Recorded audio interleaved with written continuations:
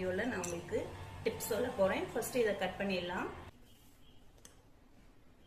இந்த extra piece முத cut பண்ணிடலாம்.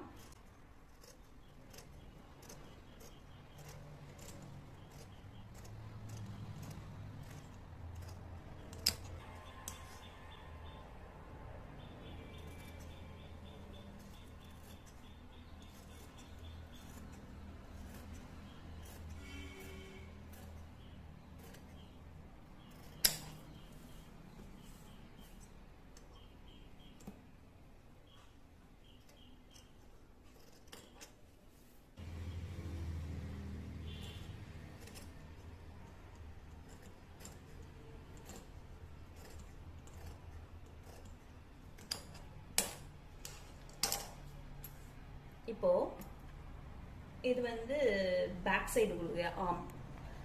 இப்போ உள் பக்கம் இருக்க ஆர்ம் எப்படி கட் பண்றது அப்படிங்கறத பார்க்கலாம். இங்க இருந்து நம்ம 1 இன்ச் அளவுக்கு நம்ம மார்க் பண்ணிக்கணும். 1 இன்ச்.